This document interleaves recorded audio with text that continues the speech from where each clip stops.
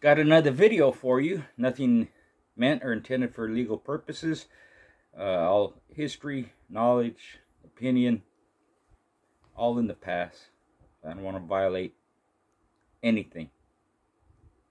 So this one's kind of the second part to the last video.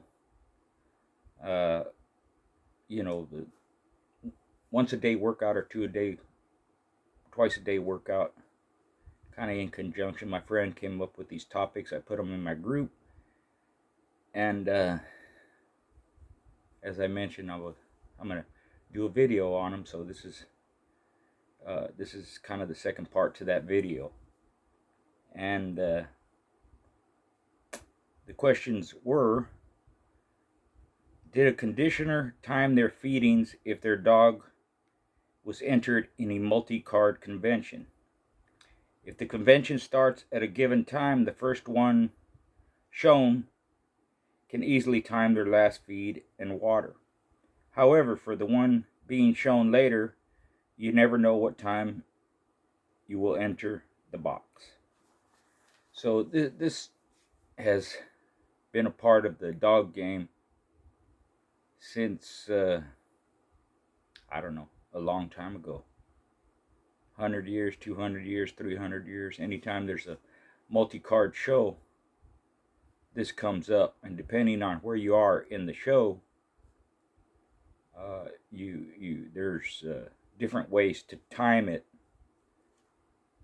Where it's basically the same if it's just one show. You want to be empty, you want to be peaked, you want to be ready.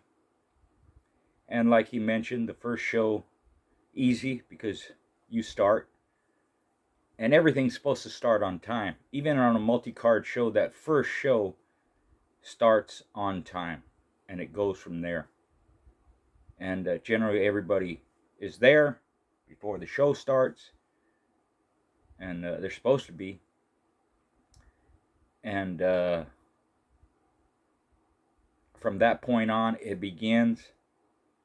And if it's a well-run show, if it's run smoothly, the host and whoever he has help him or whoever's involved keeps it running smoothly. Meaning, when you can kind of see a show is going to be over with, you tell the next guy, hey, get your dog ready. And if the dog isn't empty, they might take that opportunity to go try and empty their dog out or go empty their dog out. Then generally, when the particular show is finished, he'll say something like, you got 10 minutes to get ready, be at the scales in 10 minutes. Something along those lines. When it's run that way, it does run smoothly and there's no time wasted. But you never know how long a show is going to last, the first to the last. And me personally, I've hosted shows up to 4 or 5 matches on the same card. Never more than that. And I only did a 5-card show one time. I did a 4-card show a couple of times, 2 and 3 here and there. Sometimes I was the first one, sometimes I was the first and second. One time I was the fourth. I was the last, one time I was the third. And it goes like that. And sometimes, you could be the first, you could be the fourth. If you bring more than one individual, you could be depending on how many you bring. And I've been with people that bought 3 or 4. And it doesn't always go in succession that way, because you might bring all males different weights. You might bring females different weights, and you might bring males and or females at the same time. Generally, the males go first, then the females go. And again, it depends on how it's situated out. Usually, you can start from the biggest males and go down to the smallest males. Or you can start from the smallest males and move up in weight like that. Or you can start with the smallest females and then up to the biggest females, the heavier ones, or start with the heavier ones, go down. It's all dependent on how the show is run. But the individuals way beforehand know in what order they're going to go. Also, which happens sometimes, you may be on it. Let's say you're on a 10-card show. I've been on shows as many as 16. And there's been up to 20 that I heard about. And sometimes 8, 7, 6, 3, 12, 11, just runs the gamut of weights. So let's say you're on a 10 card show. You might be the first one, you might be the third one, you might be the fourth one, you might have males and females like that. So you got to kind of time it depending on what order you're in. And again, if you're the first one, that's not hard, but depending on kind of what order, and you kind of want to time it.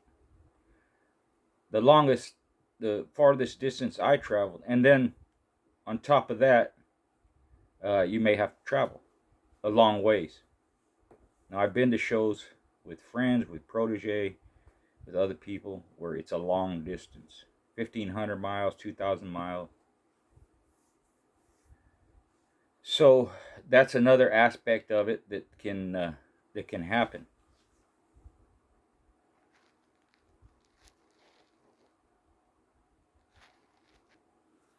So all that could come into play. And I've also and when I went that distance, I didn't really change anything. I didn't go there a day early. I didn't go there hours early. I did like I normally do. I got there a couple of hours early. I got one dump to go, empty out, then the show. Now you can't do that with every dog. Can't travel with any dog. One day I went a day early and I shouldn't have. My dog got so worked up knowing what we were doing, knowing we had arrived and he won previously.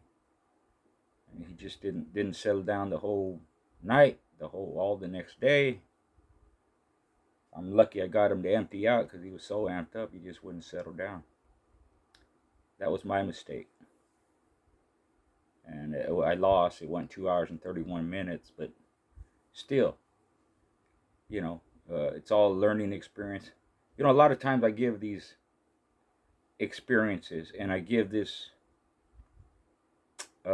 information or advice, and I talk about mistakes. Don't do this, don't do that. All that came with me learning those mistakes. So I don't want anybody to ever get the impression when I say don't do this and that I'm a freaking genius and I know a lot because I was born that way. No. It took a long time to learn everything. I don't know everything. But the advice, at least the advice I can give you, is from the mistakes I made, the successes I had, what I did, where I went, who I was with, who I went into, how I conditioned personally. So, and I think it's important to mention that because after the fact of having the knowledge, it's easy to say, hey, don't do that. No, that's wrong. You can't do that. No, that don't work or whatever. Learning is what took time. Knowing what works, knowing how to travel, knowing how to be on a multiple card show. Right? So,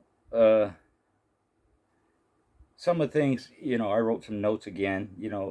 You have a general time.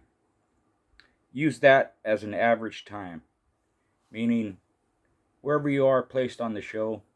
And me, I fed 24 hours out. Some people feed 26 hours. Some people feed up to 30 hours, right? So you use that as a general time. And you can say use a time span of, let's say, an hour between each show or an hour and a half between each show, because the shows could last 5 minutes, they could last 3 hours. So you're just using that as a general term, and I'll get to a point that I'm going to make in a little bit about that.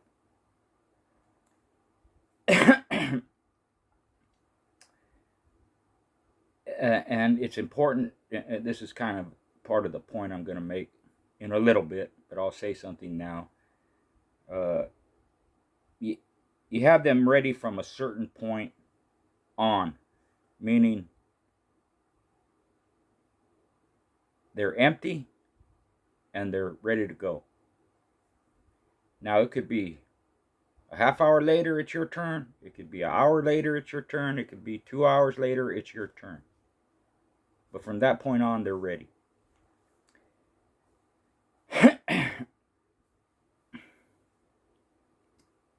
and you're kind of guesstimating everything. So the way I did it is I had them for a set time, and that set time for me in my mind was okay. They're empty at this point, so at that point is 24 hours later after their last feeding. I take them out, they empty. If they don't empty, I would probably still have time, maybe in 15, 20 minutes, half hour, to do the same thing. Take them out, make sure they're empty. And some people, they have to put something in their rectum. Some people, they just need more time. But the one thing I never did, which I see a lot of people do, which I saw a lot of people do, was walk them out all the time. Take them out every 2 hours.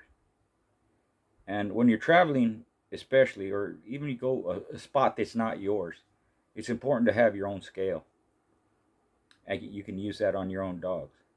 Maybe you get there a day before and you put them on the scale, see where they're at, and you feed them accordingly. Then in the morning, you might want to see where they're at, whatever. But I seen it tons of times where people every 2 hours are taking their dog out, walk them, this and that. They're checking the weight and they're looking at this, make sure that, and they might have to give them a little something. Maybe they need to pep up, so they give them some B12, or maybe they kind of dry, they give them some fluids, or maybe they're kind of too wet, so they walk them out more often than not, and to get them to lose that extra weight. If they're coming up in weight, like Mr. Gray mentioned, there's other people that did it that way, Steve Hendricks and other people, TDK, coming up in weight, they're usually real close to weight when they get there. Other people I see, they travel long distance, they're 1 pound, 2 pounds overweight, and they have to calculate where they're going to be at. But for me, taking them out or just messing with them a lot is not good. Because every time you take them out, they're going to waste energy. And every time you go walk them out, they're going to waste energy.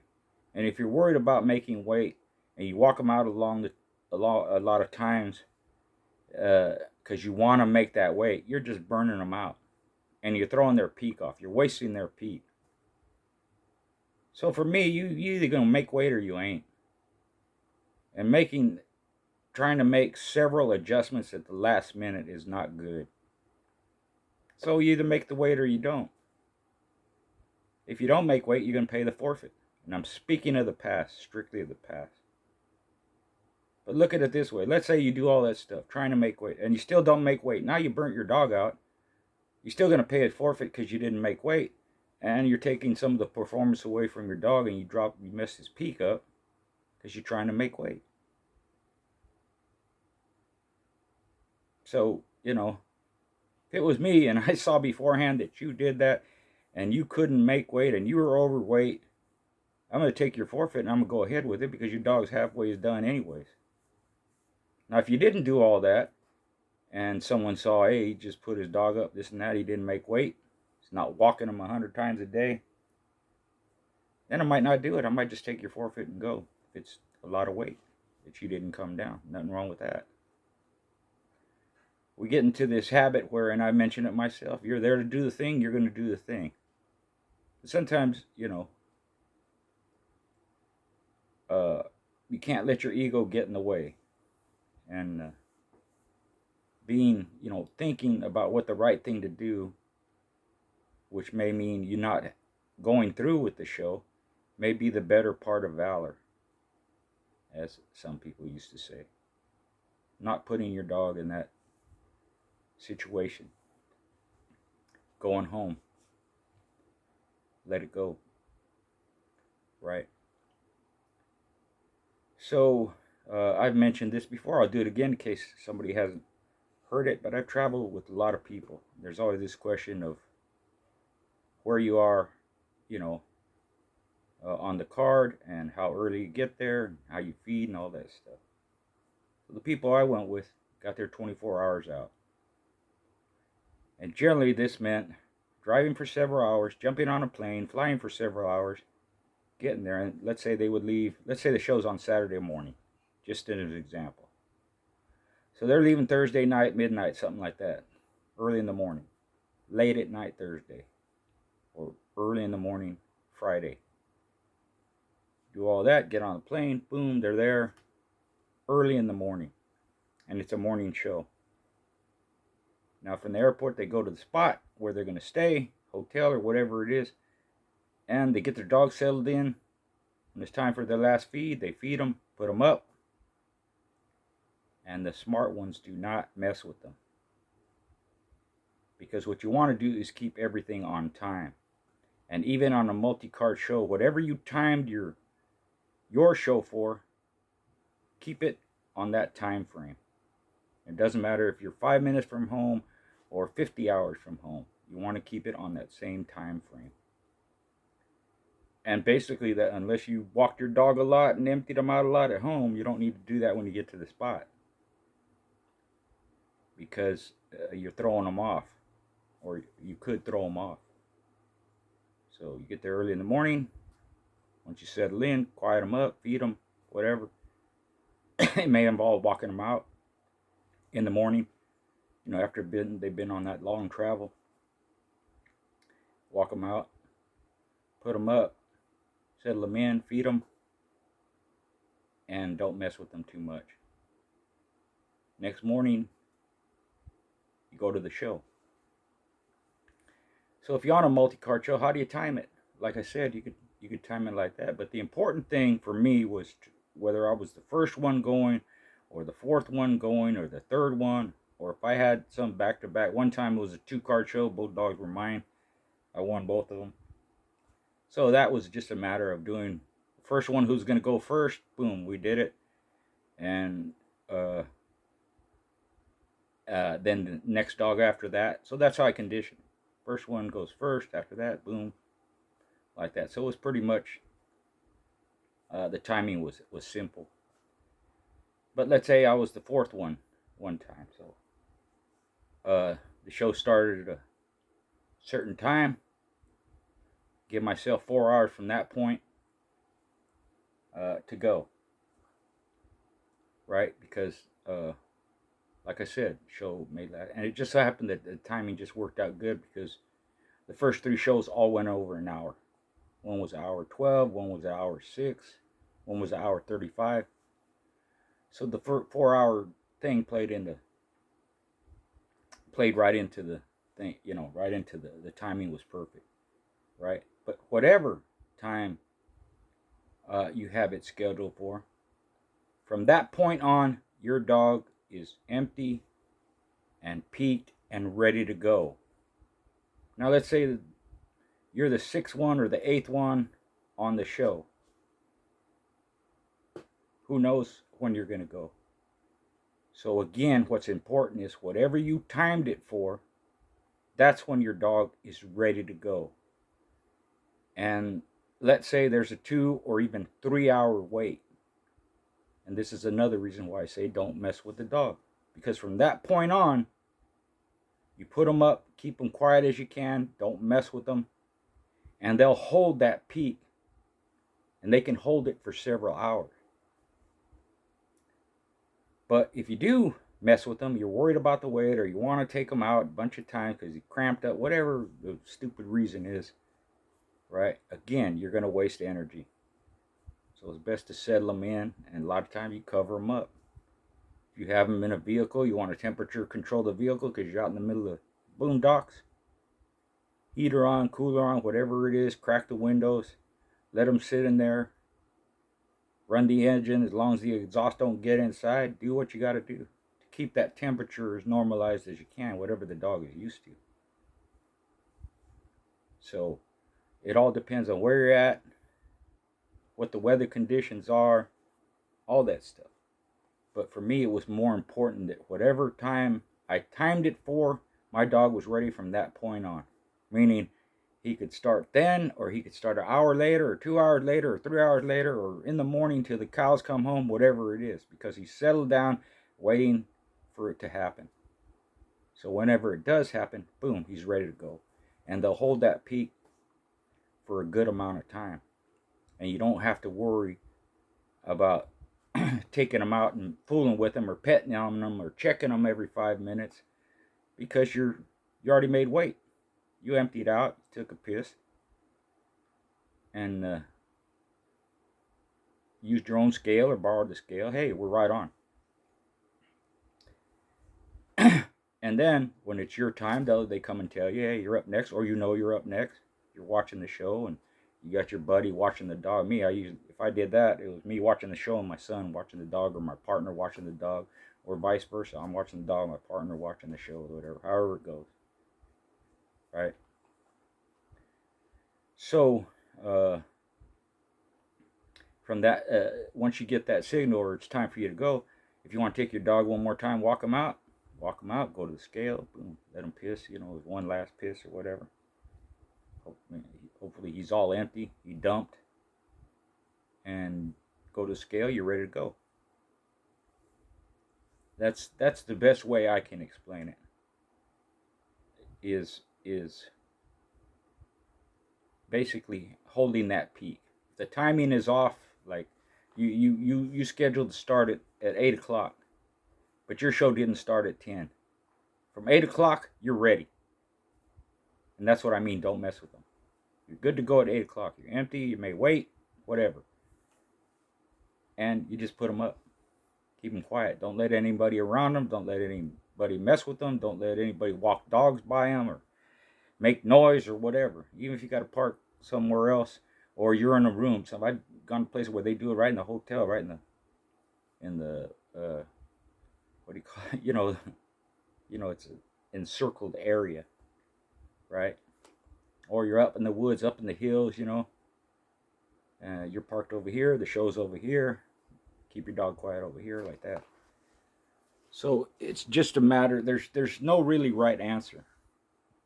But like I said, it's important to have a certain schedule and follow it as closely as you can. Any deviation from it could throw your dog off.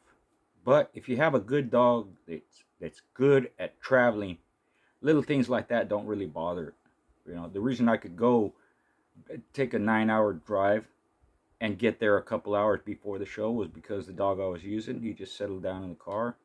He was used to it, been on it 100 times, travel here and there, Disneyland, whatever. And the dog it was normal for him to just kick back in the car for several hours in the crate. And didn't get anything, mellow, kick back. And he knew when I took him out, he's going to dump, piss, crap, like that. Weigh him up, good to go. And being cramped up, of course, they're going to need to stretch out a little bit. So it wasn't a little 2-minute walk. Make sure I had an area where I could walk. Sometimes, before you get to the spot, people, and I've done this too, you stop at a park or you stop at an area where there's no public and this and that, and you let your dog out and make sure he's empty even before you get to the show. And he warms up, so you get there to the show, he's going to be in the crate for a little bit, not too long. Then your show starts, you take him out. Same thing, let him stretch a little bit, warm up, maybe piss, go weigh him and go do the thing. So I think the key is not to deviate from your schedule and have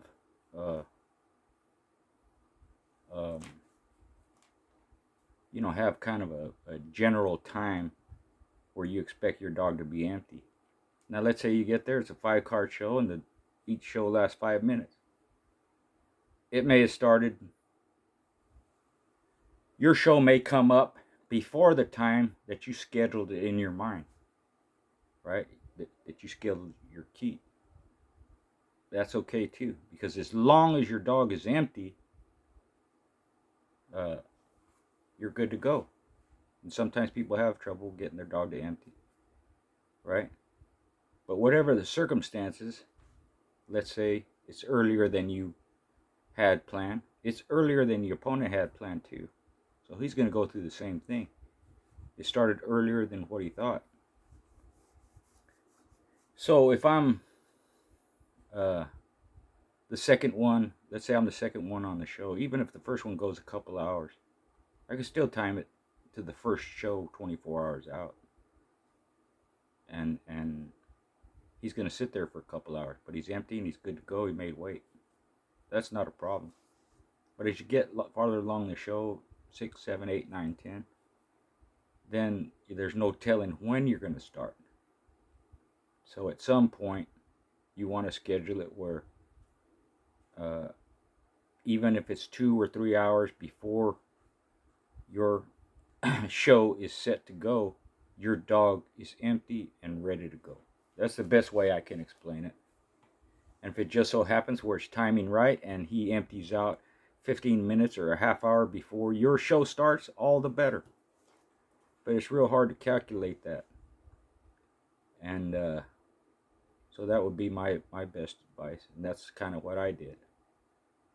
The show starts at 9 and I schedule my dog to go at 10 o'clock because on the second one, or even, even if the first one goes over an hour, my dog's ready at 9 or 9:30. And I timed it for 10, even if it starts at 11. From 9 or 9:30, he's empty, good to go, he made weight. So I don't know how everybody else did it, and the people I'm with, sometimes their dogs were empty, meaning they took a dump even before the whole show started, which is okay too, because they still have to, and that in some people's mind that's better because they don't have to worry about dumping out at the show. Maybe there's not the right facility to do that, and maybe it's the dog's not familiar with the area. But any opportunity that your dog has to take a dump, let him do it. And if it's before even the whole show starts, that's okay too. You can check his weight then, and then all he's got is a quarter pound or half a pound of fluids in him. When I get there, he'll piss, and that'll be it. He's good to go. So I guess with what little experience I have, because the multiple shows that I was on or that I hosted were at my house or close by or within a couple of hours of my house, so it wasn't that far to travel. But when I've been with people that did have to travel, then it gets a little trickier. You have to have the experience. Everybody has an opinion on it. Some people are not going to agree with what I said, but like I said, I've been to a lot of shows, and I matched several dogs of my own, and a lot of times it was just one show. And a lot of times it was one show at my own house with my own dog. A lot of times it was one show with my own dog at some other spot. And sometimes it was 2 or 3, 4 hours away, 6 hours away, 2 hours away, 15 minutes away, half hour away. So once you go through a bunch of them, you kind of get an idea for it. And again, the worst thing people do a lot of times is try and make all these adjustments at the last minute and throw their dog off. If you're going to make weight, great. If you're not, it happens. But don't try and force your dog to do a lot of stuff that's not what your keep called for. For you to walk your dog 2 hours before the show trying to get him to make weight. I've seen that happen a bunch of times. Why are you doing that for? Because you don't want to pay the forfeit? Well, even if you make weight and don't pay the forfeit, you might lose the whole bet because you burnt your dog out walking around for 2 hours trying to make weight. Accept it. You didn't make weight. If they want to do it, they'll do it. If they don't want to do it, don't do it. Pay them the forfeit, go home. And the same is true if it happens the other way around. Except with that one exception. I see them walking their dog 2 or 3 hours and they still come in a quarter pound over or half a pound over. Yeah, I'm probably going to do it. Because they burnt their dog out a little bit.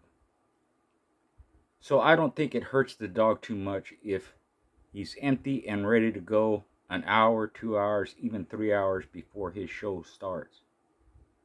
As long as they rest and don't get excited and don't burn energy. So let me know what you think. Thanks for all your support. Thanks for all your comments. I'm really liking them, and more on the way. I'll do another video soon. Much appreciated.